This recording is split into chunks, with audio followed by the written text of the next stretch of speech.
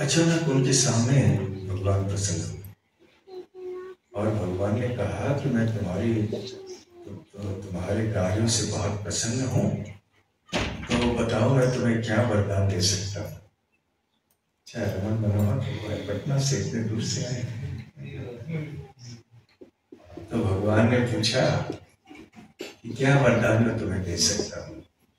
तो महिला ने कहा, देखिए ये जो काष्ठ का बोझ है, लकड़ियां वगैरह हैं, ये बोझ बहुत भारी हो रहा है। देखिए अभी ये गिर गया नीचे मेरे कंधों से, मेरे सर पे। इसलिए आप वरदान देना चाहते हैं ना, तो ये लकड़ियां उठाइए, फिर से मेरे सर में रख दीजिए, क्योंकि झुकना मेरे लिए मुश्किल हो रहा है। तो इसका तात्पर्य कोई इसके बारे में कमेंट करेंगे? क्या कहोगे आप? जो उस महिला ने मांगा,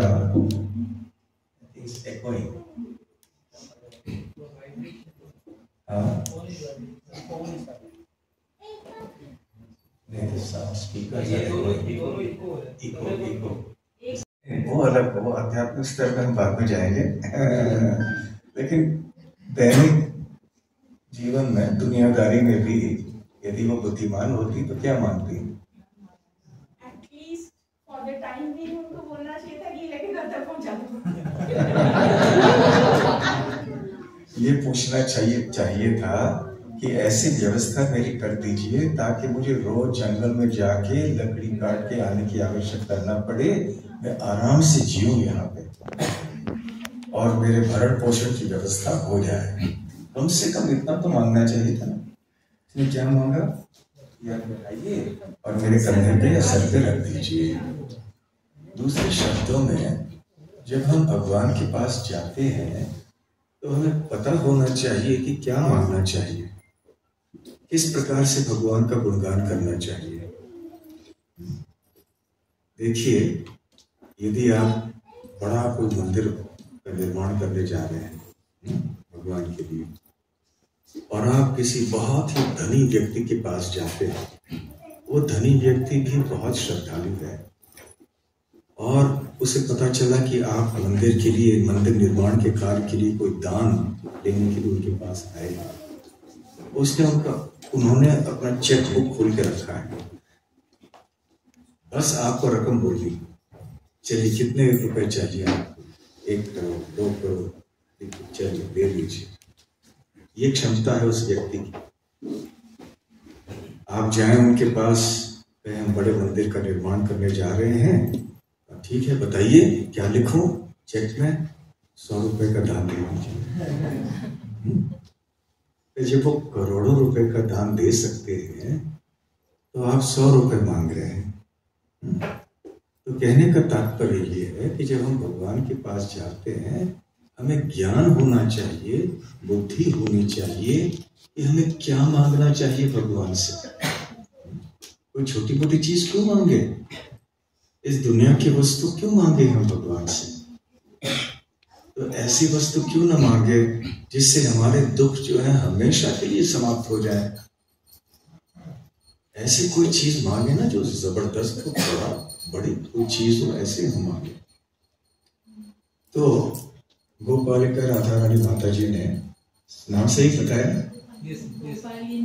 गोपालिनी। नाम भी बहुत अच्छा है, गोपालिनी। पालिनी मतलब स्त्रीलिंग होता है, गायों को पालन करने वाली राधा रानी की दास। तो हमारे संस्था में नाम इतने सुंदर होते हैं, अर्थपूर्ण होते हैं हर एक नाम, और जो संस्था से जुड़े हुए नहीं होते हैं उनको हमेशा कठिनाई होती है हमारे नामों से। बड़े बड़े नाम होते हैं, उनको समझ में नहीं आते ये क्या है नाम, और ये सबके नाम के पीछे दास दास लग जाता है ना। एक बार हमारे मंदिर में कोई व्यक्ति आए थे, तो कहने लगे हम मिस्टर दास से मिलना चाहते हैं। सारे यहाँ मिस्टर दास हैं, इनसे मिलेंगे। 200 दास बैठे हुए हैं। तो जब भगवान के पास जाते हैं तो स्तुति हमें क्या करनी है, क्या बोलना चाहिए भगवान के पास?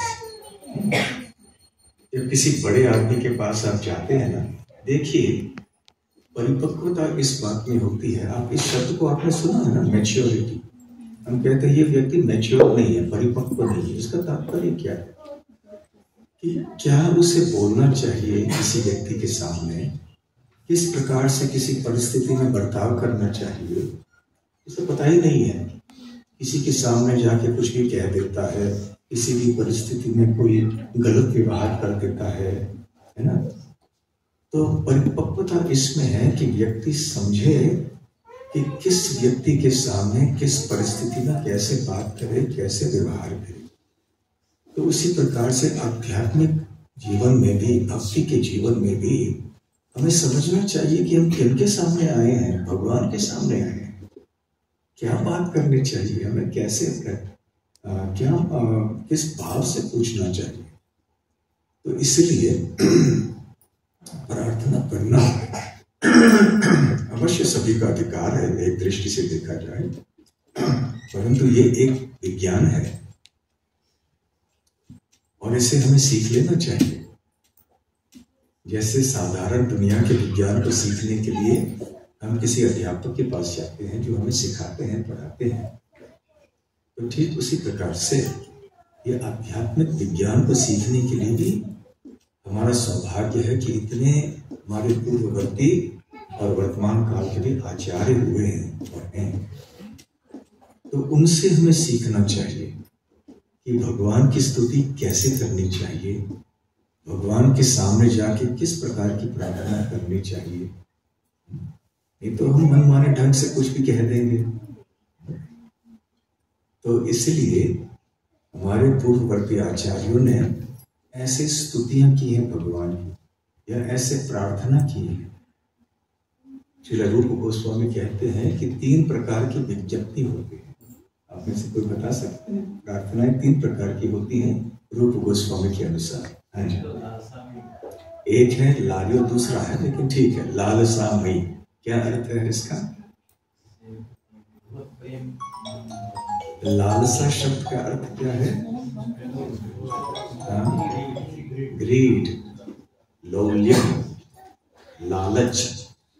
संसार में लालच लोगों की होती है, तो संसार के लालच को हमें स्थानांतरित करना है और केंद्रित करना है भगवान को। उसे कहते हैं लालसा, लालायित होना, ग्रीड, लोभी होना भगवान के लिए। तो जब किसी विशेष आध्यात्मिक भक्ति में सिद्धि के लिए भक्त प्रार्थना करता है और किस प्रकार से बहुत लोभ से, जैसे एक लोभी व्यक्ति पैसे के पीछे कैसे भागता है, उसका व्यवहार, उसका बोलचाल कैसे होता है, वैसे ही भक्तचार किसी ऐसे विशेष आध्यात्मिक सिद्धि के लिए बहुत लोभी होता है, लालची होता है। और ऐसे भाव में जब व्यक्ति प्रार्थना करता है तो उसे लालसामयी प्रार्थना कहते हैं।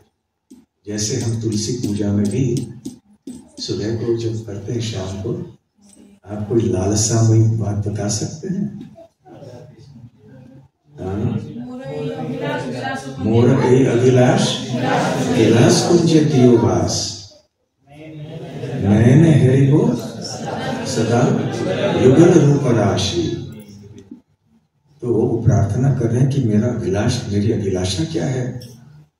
विलास कुंज में निवास दीजिए, गोलोक वृंदावन में राधा और कृष्ण के लीलाओं में शामिल होने का मौका दीजिए। नए नए हेरी वो मेरी आंखों से मुझे दर्शन करने दीजिए उनकी लीलाओं को। ये बहुत ऊंची सिद्धि है। तो इसलिए हम तुलसी महारानी के चरणों में प्रार्थना करते हैं ताकि वो ऐसी सिद्धि हमें दे दें, ऐसी सफलता हमें दे दें। इसे एक लालसामयी प्रार्थना है। दूसरे प्रकार की प्रार्थना दैन्य बौद्धिका, दैन्य आत्मिका नहीं, हाँ अर्थ तो वही है, दैन्य बौद्धिका। बौद्धिका अर्थात अपने आप को बहुत दीनहीन समझ के प्रार्थना करना। भक्ति विनोद ठाकुर जी के अनेक प्रार्थना ऐसे दैन्य बौद्धिका भाव में होते हैं। मैं बहुत कृपण हूँ, मुझसे बड़ा पापी नहीं है। याद रखिए, ये कृत्रिम ढंग से आर्टिफिशियल नहीं किया जा सकता। एक बार श्री प्रभुपाद जी के सामने उनके एक शिष्य आए और कहने लगे, Prabhupada ji, I am the most fallen, मैं सबसे ज्यादा पतित हूं। तो देखिए, विनम्रता के संबंध में भी हमें अहंकार हो सकता है। देखो मैं कितना विनम्र हूं, तो ये विनम्रता नहीं है ना। तो प्रभुपाद जी इस बात को समझ गए। तो उस भक्त ने जब कहा, Srila Prabhupada, I am the most fallen, तो श्रील प्रभुपाद जी ने तुरंत उत्तर दिया, you are not the most anything, you are simply fallen, simply insignificant, that's all. तुम सबसे ज्यादा कुछ भी नहीं हो, है ना। सो इन दैट सेंस हम ये आर्टिफिशियली, कृत्रिम रूप से हम ऐसी प्रार्थना नहीं कर सकते। ये हृदय से आनी चाहिए। इसका अभ्यास या अनुशीलन भी करना चाहिए विनम्रता का, परंतु it should not be artificial. तो दैन्य बोधि का भाव, अपने आप को दीनहीन समझ के, जैसे श्री भक्त विनोद ठाकुर, श्री नरोत्तम दास ठाकुर प्रार्थना करते हैं, तो यह है दैन्य बोधि का। और तीसरे प्रकार की प्रार्थना कौन सी है? शरणागति। तीनों में शरणागति है, परंतु संप्रार्थनात्मिका। संप्रार्थनात्मिका, आत्मिका मतलब जिसका सार है, एसेंशियल क्वालिटी। जैसे रागात्मिका, जिसका सार जो है हृदय है, जिसकी आत्मा है राग या आसक्ति। उसी प्रकार से संप्रार्थना आत्मिका, संप्रार्थना परिपूर्ण प्रार्थना, जो बहुत तीव्र और गहरे भाव से अर्पण किया जाता है, जो भावपूर्ण प्रार्थना है, उसे संप्रार्थनात्मिका विज्ञप्ति कहते हैं। मैं दूसरे किसी विषय के ऊपर चर्चा करने वाला था, परंतु लीला पुरुषोत्तम प्रभु को क्रेडिट चाहता है कि आज इस विषय पे हम चर्चा कर रहे हैं। तो ये प्रार्थना है। तो ऐसी प्रार्थना जब हम करेंगे, हमें पता नहीं है कैसे जाके क्या प्रार्थना करें। हम जाके भगवान से केवल ये प्रार्थना करेंगे, प्रारंभ में परीक्षा में अच्छे नंबर दीजिए, या इसके बाद अच्छी नौकरी हमें मिल जाए, या कोई हमारी निजी समस्या है उसका कोई निवारण हो जाए। परंतु हमारे आचार्यों के द्वारा किए गए इन स्तुतियों से, इन प्रार्थनाओं से हम समझ सकते हैं कि हमें कैसे प्रार्थना करनी चाहिए, हमें किस प्रकार से भगवान की स्तुति करनी चाहिए, क्योंकि ये एक बहुत ही सूक्ष्म विज्ञान है। और इसीलिए श्री रूप गोस्वामी बाद में स्तव पाठ भी कहते हैं। प्रार्थना हम अर्पण करें भले, परंतु स्तव वो हैं जो कि बड़े बड़े भक्तों ने अनादिकाल से भगवान का गुणगान किया है। जैसे ब्रह्म संहिता है, गोविंदमादि पुरुषम तमहम भजामि। स्तव, स्तोत्र, स्तव आदि, इनमें सूक्ष्म अंतर होता है, परंतु खैर कोई बात नहीं। स्तव हो, स्तोत्र हो, विज्ञप्ति हो, सब भगवान के गुणगान के लिए ही होते हैं। तो इसलिए जब हम ऐसे प्रसिद्ध प्रार्थनाओं को सुनते हैं या उनका उच्चारण करते हैं, पठन करते हैं, प्रतिदिन हम ब्रह्म संहिता को उच्चारण करते हैं, गोविंदमादि पुरुषम तमहम भजामि, तो हमें पता चलता है कि हमें कैसे भगवान की स्तुति करनी चाहिए। इसलिए श्रृंगार दर्शन के समय श्री प्रभुपाद जी ने यह प्रथा बनाई, नियम बनाया हमारे संस्था में। सुबह हर एक मंदिर में श्रृंगार दर्शन के समय ब्रह्म संहिता के 2 श्लोक हम गाते हैं। भगवान का दर्शन करते करते हमें क्या सोचना चाहिए, क्या बोलना चाहिए, किस प्रकार से भगवान का गुणगान करना चाहिए, ब्रह्मा जी ने हमें सिखलाया है। तो इस प्रकार से ये वैष्णव जो भजन है हमारे बड़े बड़े आचार्यों के द्वारा, इनसे हम सीख सकते हैं कि कैसे हमें स्तुति करनी चाहिए। तो बहुत अच्छी बात आपने कही। तो ये पहला कारण है कि हमें वैष्णव भजन गाने चाहिए। तो हरिनाम नहीं लेना चाहिए, केवल वैष्णव भजन ही गाने चाहिए। सही है ना? दोनों करने चाहिए, बिल्कुल सही। और दूसरा कारण क्या है बताइए?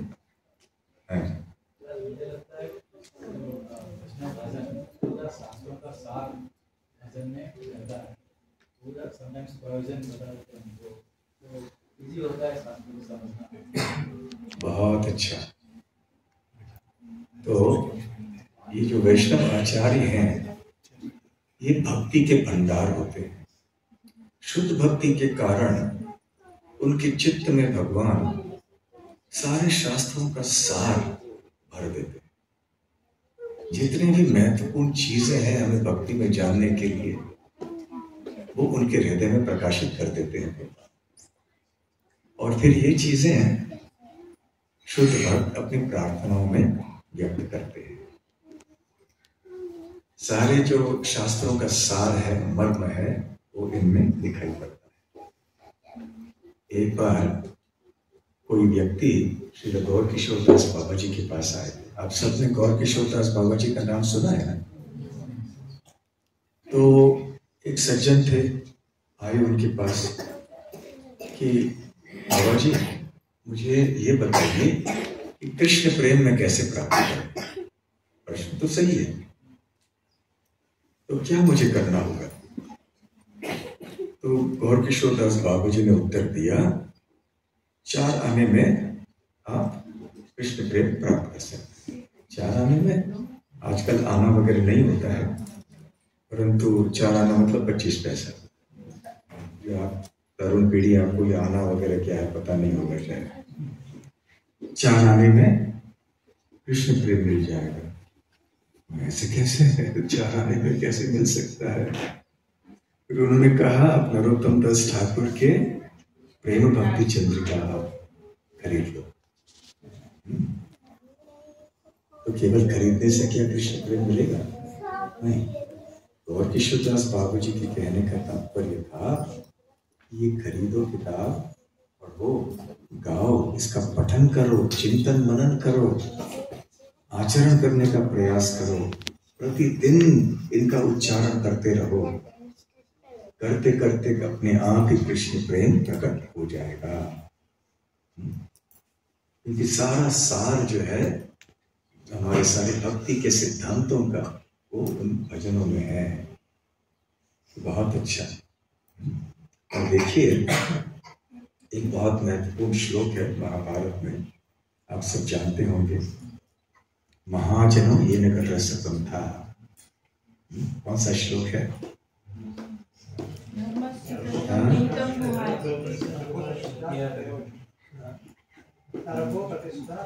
तर्को अप्रतिष्ठा श्रुतयो विभिन्ना।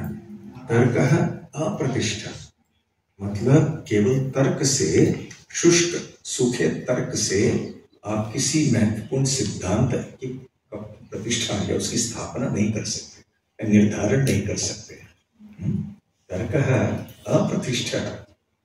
फिर श्रुतयो विभिन्ना, क्योंकि बहुत सारे ग्रंथ हैं, बहुत सारे वाद विवाद हैं, मत हैं लोगों के। आप कहाँ किन किन की सुनते रहेंगे? ये कुछ कह रहे हैं, वो कुछ और कह रहे हैं, तीसरे ही कुछ कह रहे हैं। सही निष्कर्ष निकलेगा कैसे?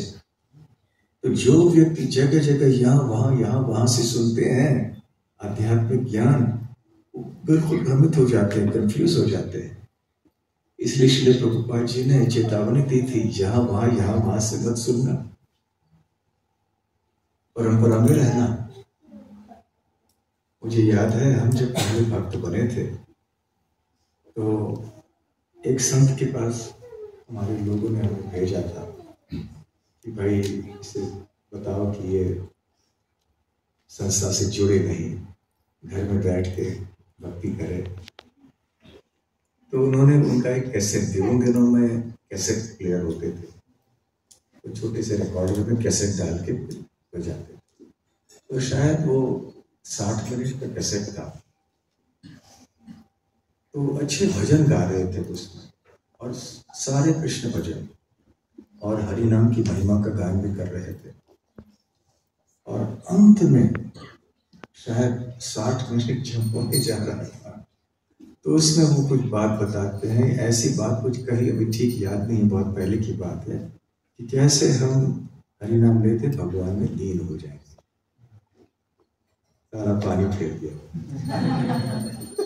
इतनी अच्छी अच्छी बातें कही 55 मिनट में या 58 मिनट में, अंत में 1-2 मिनट में सब कुछ सुनने के लिए तो लग रहा था ये सब एक जैसे ही है। ये प्रभुपाद जी कहते हैं, जो वैष्णव आचार्य कहते हैं, वो भी यही कह रहे हैं, भगवान की भक्ति करनी चाहिए, हरि नाम लेना चाहिए। बहुत जितने भी अच्छे अच्छे उपदेश उन गानों में थे, वो सब प्रभुपाद जी के ग्रंथों में थे, परंतु अंत में ये निष्कर्ष क्या निकला उनका कि भगवान में विलीन होना है।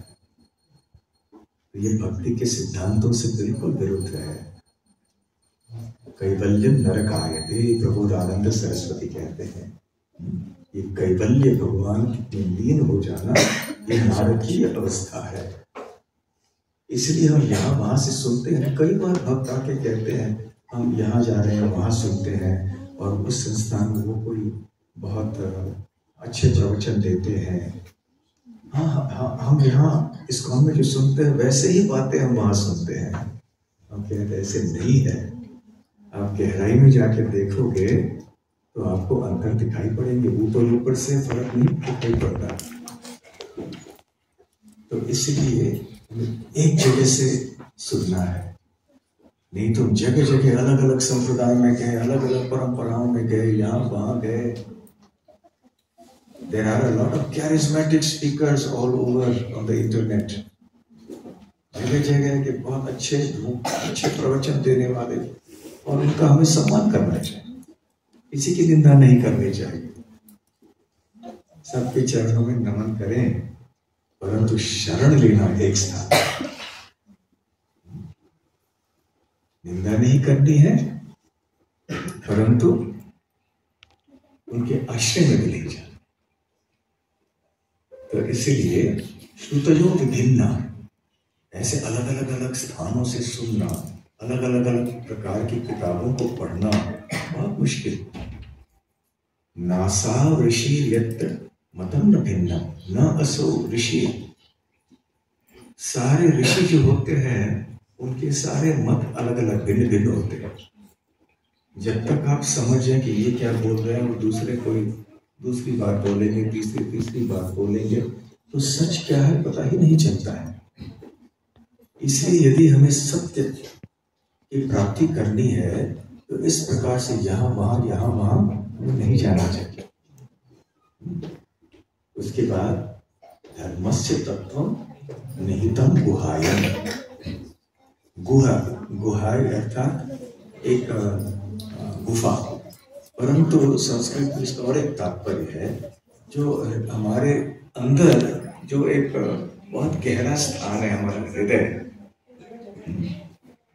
तो हमारे हृदय की बात हो रही है, गुहाय, निहितम गुहाय। तो जो बड़े भक्त होते हैं उनके हृदय में धर्मस्य तत्व, जो धर्म के गूढ़ तत्व होते हैं, रहस्यमय बातें होती हैं, वो महान वैष्णवों के, महान भक्तों के हृदय में पाई जाती हैं। इसलिए जब ये महान वैष्णव कुछ कहते हैं या कुछ रचना करते हैं, जैसे कविता हो या कोई लेख हो, इसमें वो उनके हृदय में धर्मस्य तत्वम निहितम गुहायम, वो सारे धार्मिक तत्व जो हैं, ये शास्त्रों के सार जो हैं, वो सारे निकल के व्यक्त हो जाते हैं। इसलिए महाजनों ये न कतः स्पर्धा, इसलिए ऐसे महाजनों के पद चिन्हों में हमें चलने का प्रयास करना चाहिए। और जब ये ऐसी प्रार्थनाएं करते हैं तो फिर इनसे धर्म के गूढ़ तत्वों का ज्ञान हमें मिलता है, शास्त्रों का निचोड़ हमें मिल जाता है। बहुत अच्छी बात है। दूसरा कारण है, तीसरा कारण है जैसे भगवान को हम लोग वैष्णव को हम लोग जो वीरा में कहते हैं कि वो उनकी जो इम्पोर्टेंस हमारे बीच में वीरा है, वीरा में उनको याद करते हैं। विरह मतलब उनकी जो टीचिंग्स है वो कहाँ चले गए, वैसे वो एक भजन है, वो उनकी टीचिंग्स कहाँ चले गए, कैसे उनको याद करें Veera. I am not able to follow, मैं समझ नहीं पा रहा हूँ। आप बोल रहे हैं कि भगवान को विरह, विरह का तात्पर्य मैं समझा नहीं। क्या विरह मतलब सेपरेशन भगवान से, है ना? अच्छा अच्छा अच्छा, ठीक है ठीक। तो हम ऐसी प्रार्थनाओं से ये भी सीख सकते हैं कि कैसे भगवान और भगवान के भक्तों के प्रति विरह की भावना को हम जागृत कर सकते हैं। विरह कब होती है? किसके प्रति? जब आसक्ति होती है तभी विरह हो सकता है ना। Out of sight out of mind नहीं तो हो जाएगा। यदि आसक्ति किसी के प्रति नहीं है तो विरह क्यों होगा? फिर विरह तब हो सकता है जब बहुत तीव्र आसक्ति है। और श्री चैतन्य महाप्रभु ने, आपने सही कहा, ये बताया है कि विरह की भावना कैसी हमारे हृदय में बढ़ानी चाहिए। तो ऐसे भजनों से भी हम ये सीख सकते हैं। ये आगे तो प्रेमधन सही है, अच्छी बात, अच्छा भजन आपने बताया, बहुत अच्छी बात। हाँ बताइए। ये भजन think we are following the acharyas through the bhajan, तो हम मर्सी भी पा सकते हैं, परंपरा की मर्सी मिलती है। बहुत अच्छा। तो इन भजनों के द्वारा, इन उपदेशों को ग्रहण करने के द्वारा हम उनकी कृपा प्राप्त कर सकते हैं। उन आचार्यों की कृपा, भगवान की कृपा। कई बार लोग साधुओं के पास आके पूछते हैं कृपा दीजिए, तो श्रील प्रभुपाद जी के पास भी ऐसे कई आया करते हैं, कृपा दीजिए। साधारणतः जो आध्यात्मिक जीवन में प्रगति करने के लिए बहुत गंभीर नहीं होते हैं, उनकी चेतना जो है केवल भौतिक स्तर पे मंडरा रही होती है। इसलिए उनकी दृष्टि से कृपा या आशीर्वाद अर्थात भौतिक प्रगति की आशीर्वाद। एक बार श्रील प्रभुपाद जी रेलगाड़ी में सफर कर रहे थे, तो एक सज्जन आए अपने परिवार के साथ, आशीर्वाद दीजिए आप। तो प्रभुपाद जी ने आशीर्वाद कहा, ये देख रहे हैं मेरे जो शिष्य बैठे हैं, सब सर मुंडवा के वगैरह बैठे थे, मेरा आशीर्वाद है कि आप इनकी तरह बनना। वो इतने घबराए चले गए क्योंकि प्रभुपाद पहचान पाए ये हल्का ले रहे हैं आशीर्वाद। कृपा क्या चीज है? कृपा एक शुद्ध भक्त की प्राप्त होती कैसे है? उनके आदेशों का पालन करके।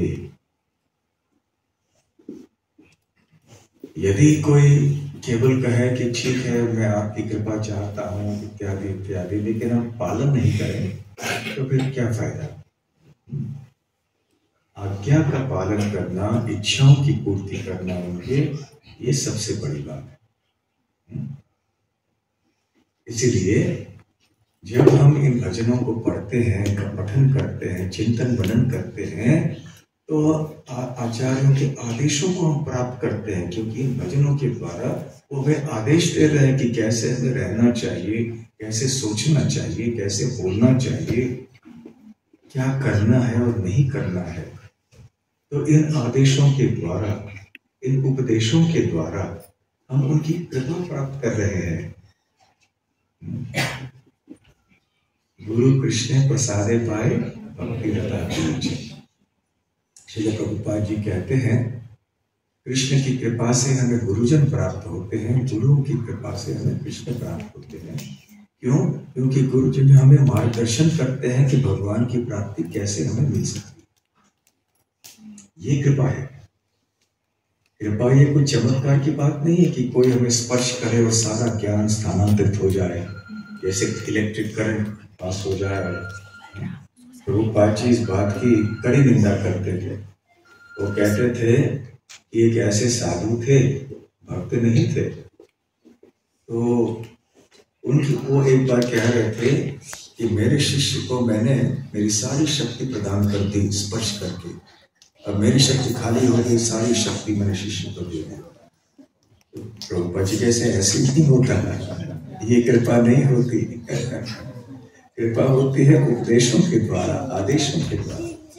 और जब शिष्य इन आदेशों को स्वीकार करते हैं हृदय से, इनका आचरण करते हैं, तब कृपा होती है। तो कृपा आदेश में है, आदेश के पालन में है।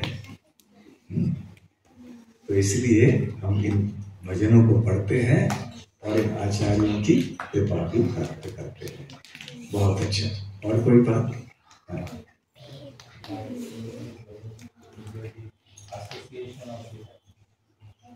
बहुत अच्छी बात। क्या नाम है? अजित गौरांग दास बोल रहे हैं कि इन भजनों के द्वारा हमें इन आचार्यों का संग प्राप्त हो रहा है। बहुत अच्छी बात है। हमारी संस्था में भी कई लोग सोचते हैं हम श्री प्रभुपाद जी का संग कैसे प्राप्त करें। प्रभुपाद जी तो नहीं रहे हमारे बीच में, परंतु ये विचार सही नहीं है। श्री प्रभुपाद जी हैं हमारे बीच में, भले स्थूल शरीर उनका यहाँ पर नहीं है, वो गोलोक वृंदावन में है, परंतु आध्यात्मिक स्तर पर वो यहाँ उपस्थित हैं। उनके ग्रंथों के द्वारा उपस्थित हैं, उनके आदेश उपदेशों के द्वारा वो उपस्थित हैं हमारे बीच में, उनके भक्तों के द्वारा, उनके संस्था के द्वारा वो है हमारे बीच में। तो इसलिए यदि हम प्रभुपाद जी के ग्रंथों को प्रतिदिन पढ़ें, अध्ययन करें, हमारे जीवन में इन आदेशों को उतारने का प्रयास करें और उनके हम रोज गुरु पूजा भी करते हैं श्रील प्रभुपाद जी की। तो इस प्रकार से हम श्रील प्रभुपाद जी के सानिध्य को प्राप्त कर सकते हैं, उनके किताबों के द्वारा, उनके उपदेशों के द्वारा। तो श्रील प्रभुपाद ही क्यों, हम पूर्ववर्ती आचार्यों का संग भी प्राप्त कर सकते हैं इस तरह से। इस तरह से नहीं कि हम किसी से दीक्षा ले लें पूर्ववर्ती आचार्य से, वो सिद्धांत गलत है। कोई कहेंगे फिर हम तो रूप गोस्वामी से दीक्षा ले। हाँ, शिक्षा का तो बहुत महत्व है, बहुत महत्व है हमारे संप्रदाय में। दीक्षा का सार भी शिक्षा ही है। हमारी संस्था में शिक्षा पे कम जोर दिया गया है और दीक्षा पे ज्यादा जोर दिया गया है, परंतु हमारी संप्रदाय की शिक्षा ये है कि शिक्षा बहुत महत्वपूर्ण है, इसको कम महत्वपूर्ण नहीं समझना चाहिए। ठीक है, तो इससे हम पूर्ववर्ती आचार्यों का संग भी प्राप्त कर सकते हैं। बहुत अच्छी बात। और कोई बात? ठीक है। हाँ,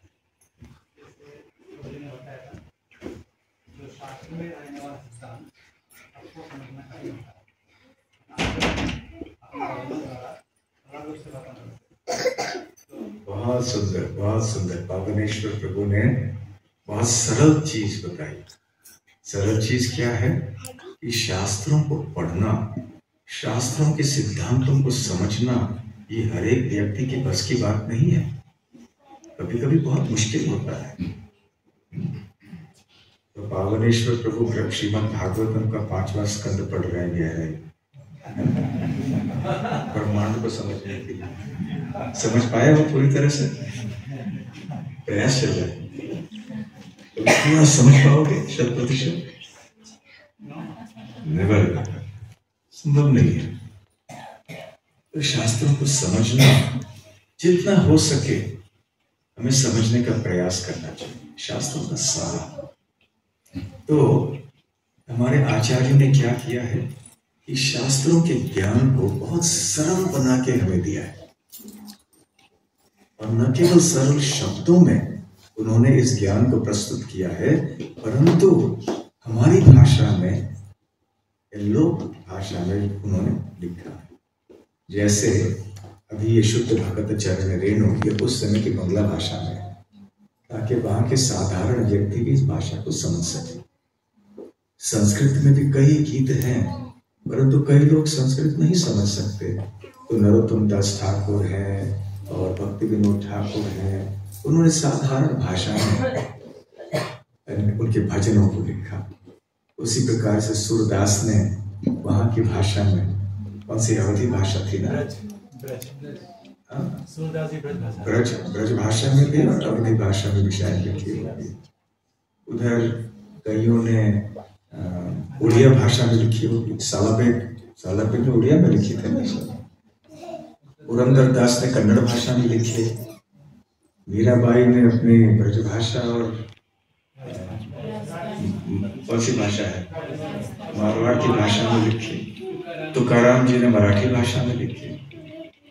तो ये बहुत बड़ा योगदान है इन आचार्यों का, अपने गीतों के द्वारा, भजनों के द्वारा ये जो बहुत गहरा ज्ञान है उन्होंने बहुत सरल भाषा में दिया, ऐसी भाषा जो हम समझ सके। इसलिए वो साधारण से साधारण व्यक्तियों तक पहुंच पाए।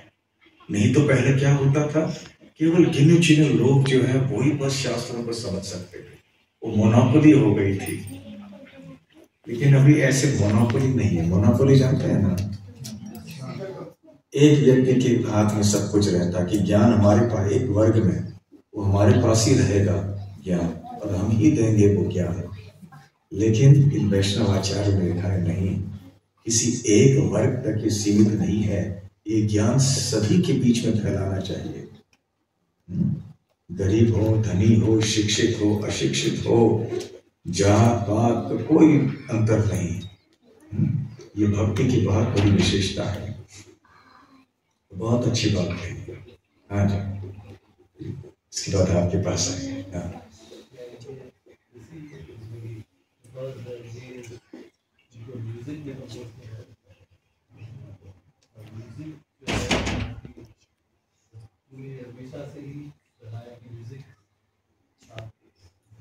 बहुत सुंदर बात। आपका नाम बताइए सबके लिए।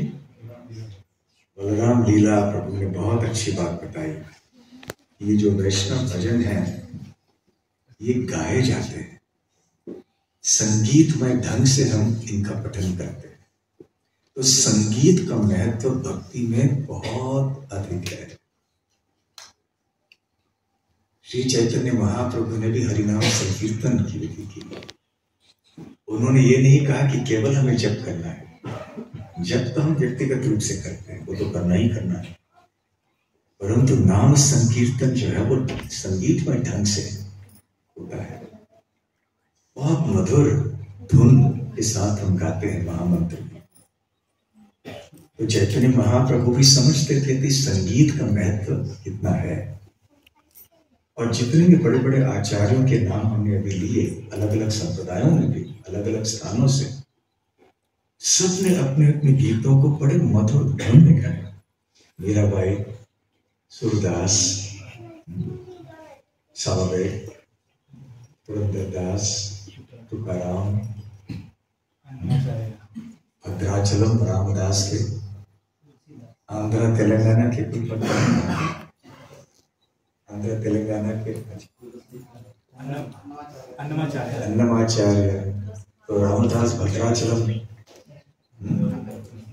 तो उन्होंने तो ऐसे कुलशेखर, हाँ, उन्होंने संस्कृत में लिखे थे। कहने का तात्पर्य है कि इन्होंने संगीत का प्रयोग क्यों किया। जिनकी जितनी भी इनकी रचनाएं थी वो सब भजन थे, संगीत थे।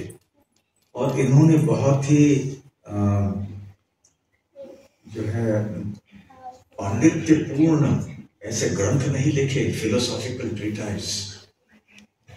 उन्होंने क्या लिखे, भजन, साधारण से साधारण भजन लिखे। दूसरी ओर बलदेव विद्याभूषण और विश्वनाथ चक्रवर्ती ठाकुर, जीव गोस्वामी जैसे प्रगाढ़ पंडित हुए जिन्होंने ऐसे ग्रंथों की रचना की। ऐसे भी ग्रंथों की आवश्यकता है। साथ साथ साधारण लोगों तक पहुंचाने के लिए भी ऐसे भजन बहुत आवश्यक होते हैं और बहुत आकर्षक होते हैं। संगीत से सभी लोग आकर्षित होते हैं। और साथ साथ श्री विश्वनाथ चक्रवर्ती ठाकुर भी एक जगह अपने तात्पर्य में कहीं कहते हैं कि जब हरे कृष्ण महामंत्र या हरि नाम को हम अलग अलग रागों में गाते हैं तो हरि नाम का रस बढ़ जाता है और हरि नाम लेने की इच्छा और बढ़ती है। उसी प्रकार से जब हम वैष्णव भजनों को गाते हैं और बहुत मधुर ढंग से गाते हैं, धुन भी अच्छा होता है, गाने वाले भी अच्छे अपने भक्ति भाव से गा रहे होते हैं, तो कितना अच्छा लगता है, आनंद आता है। जब लीला पुरुषोत्तम प्रभु ने शुद्ध भगत चरण रेणु भजन गाया, कितना अच्छा लगा सबको, है कि नहीं? धुन भी बहुत सुंदर था, भक्ति भाव से भी गाया, अच्छे ढंग से गाए। तो इसलिए वैष्णव भजन, क्योंकि संगीतमय ढंग से हम सुनते हैं, बोलते हैं, इनका रस जो है बढ़ जाता है। बहुत अच्छा, आपने हाथ ऊपर किया था। अंतिम ये भजनों के माध्यम से भगवान का स्मरण करना सरल हो जाता है। At the time of death we can remember Krishna easily. बहुत अच्छा। तो ऐसे भजनों के द्वारा, क्योंकि ये सरल भाषा में होते हैं, तो हम ऐसी स्तुतियां जो हैं वो प्राण प्रयाण समय, जब प्राण त्याग रहे होते हैं उस समय इनको याद करना इतना मुश्किल नहीं होता है। भगवान की स्तुति का गान करना। गजेंद्र पहले जन्म में कौन थे? इंद्रतुम्य महाराज। वो नीलाचल के इंद्रतुम्य नहीं है, ये दूसरे इंद्रतुम्य महाराज। तो उन्होंने जो अपने समय में स्तुतियां आदि मंत्र आदि का पठन किया था, गान किया था, वही उनको गजेंद्र के शरीर में याद आया, है ना?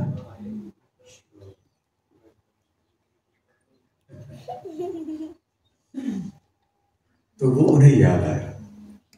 तो श्री प्रभुपाद जी कहते हैं हमें ये वैष्णव भजन गाने चाहिए स्तुति, क्योंकि मृत्यु समय में ये याद आएंगी।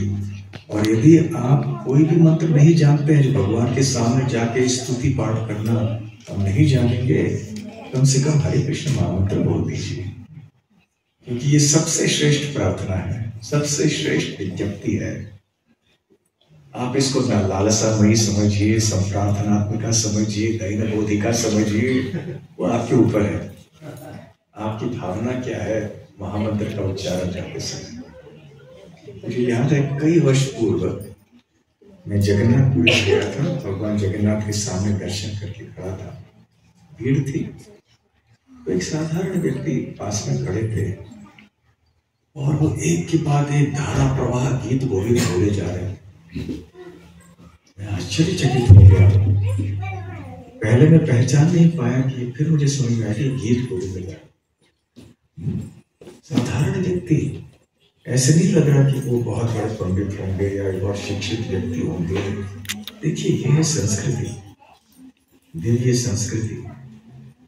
बचपन से ही यदि हम हमारे बच्चों को ऐसी चीजें सिखाएं, ऐसे वातावरण में वो बड़े हो जाएं, तो आसानी से धारा प्रवाह अपने आप सारी चीजें निकलेंगी, भगवान की स्तुतियां निकलेंगी। और जब प्राण त्यागने का समय आएगा, फिर भी धारा प्रवाह चलेगा। तो अंत में भी भगवान का स्मरण हो जाएगा। तो धन्यवाद आप सबको, आपने इतना अच्छा प्रवचन दिया आज। आपने ये बताया कि हमें वैष्णव भजन क्यों गाने चाहिए, क्यों सुनने चाहिए, और क्यों इनका चिंतन मनन भी करना चाहिए।